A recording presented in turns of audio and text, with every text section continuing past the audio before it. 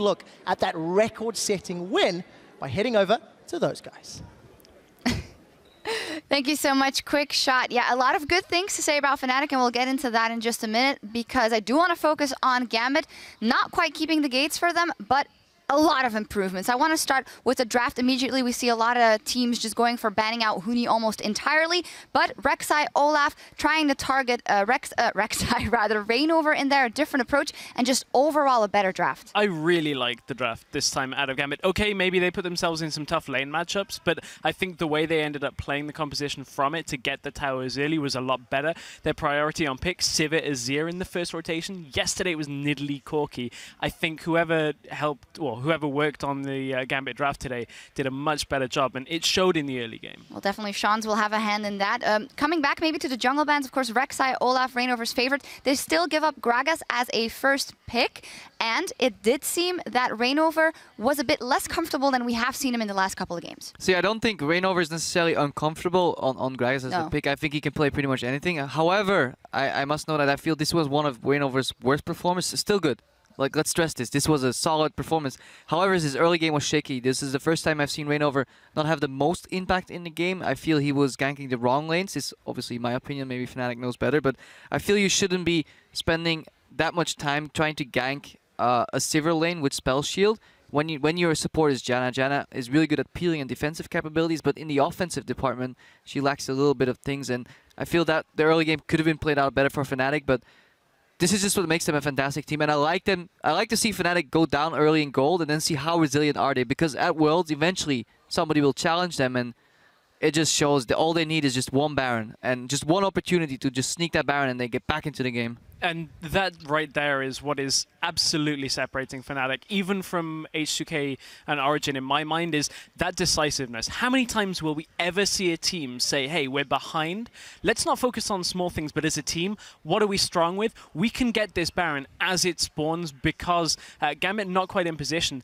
and then from behind, take a Baron and turn the game around. Very calm and collected. Yeah, and all in all, I think this was a fantastic game, and we have two replays prepared to just show why it was so much fun to watch this, and get the first one immediately on your screen. There was a lot of skirmishing going on. Suddenly, Gambit was ahead, Fnatic was ahead, and this was one of the fights over in the bot lane where Gambit knew Fnatic was coming, so Reignover goes in, and everybody's almost playing this perfectly, but there's so many little outplays. Diamondbox connects to Kick, connects to Yellowstar, then switches the kill to Gragas. Meanwhile, in the bottom of your screen, you see Huni taking down left and right, and Febiven goes down to the Cabba Shard. Watch Huni right now. He's going to preemptively try and juke the Q from Diamondbox. He thinks he comes out, then he flashes again. He's juking left and right. It's so hard to catch this nimble Huni, and so many outplays left, right, and center from both teams. And I'm just very impressed with the level of play that came out. Obviously, Gambit still have a lot of things to work on, but we touched on it earlier. We asked the people out there, which team is going to make that surge to the middle of the standings, and the way Gambit played today, it very might well be them. Yeah, quite a good example of that is also when they had to defend rather their bottom turret, which we have an example of as well, because they know how to play their comp, and at this instant they executed it very well, so we're going to get that replay up on the screen. Yeah, we will. This was at Fnatic get a little bit caught up pushing up. You can see Reckless, he had a lot of focus on him this game, but Fnatic, while they were attempting to kite back, you can see Febiven still hasn't really unloaded any of his damage until the Shock Blast, which did end up too, but keep your eyes on Betsy here. As the To The Skies comes in from Febiven, crucial. He forces Febiven to flash over the wall, picking himself up a triple. That was so well played by Betsy, and I think I can't really sing Betsy's praises enough for this game. I think he actually had a fantastic Azir game. I think he did very well, and he actually ended up this game with the most kills he's had so far in the split, but his lane opponent, honestly, is underrated. Febiven is such a rock. He's so solid, and that's why we often overlook him or forget to talk about him, because there's always somebody shining on Fnatic, whether it's Huni, whether it's Yellowstar, you know, carrying the pace there, or Reignover just ganking everybody. But I've yet to see Febiven just fail, just fall behind, or choke, anything. He's such a solid player, and I've been watching him in these fights, and every time somebody from Fnatic goes down, Febiven was there to clean up. So whenever Reckless went down, Febiven would kill that guy. So you trade kill for kill plus assist every single fight, and then at the end of the game, yeah, he almost made it seem like Jace has targeted skill shots, because he maybe missed one Shock Blast out of 20, and is such an impressive player. So impressive, especially in the mid game when it was still pretty even. That one Shock Blast on goes to Pepper, and they just went in. When it comes to individual performances, Echo, it is a strong champion, but seeing Huni play it is very impressive. We were actually noting during that last fight, the best way is actually to ignore him in that fight, because that is when Gambit had the best results. Yeah, at one point, if you don't have enough target CC lockdown to keep him locked up without preventing him to use his ulti, that's how you kill Echo. But it is so hard, and if you give him one second or half a second even, he will just press R or Zhonya's and ulti out, and then all your damage is wasted essentially. So what you want to do is kill the enemy team before Echo kills you.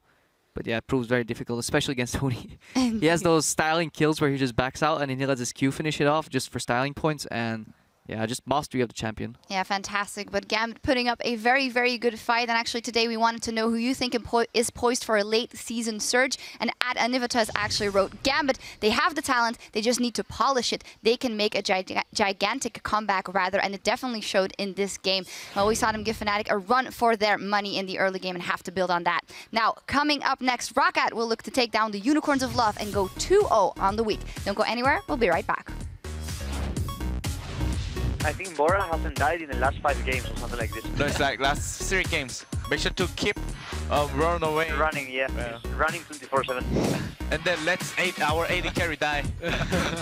Why did no one flash in front of the Varus ulti, by the way? Sorry. The parallel convergence should be enough to stun Diamond as well as Cabo Shot. Oh, nice. Good job.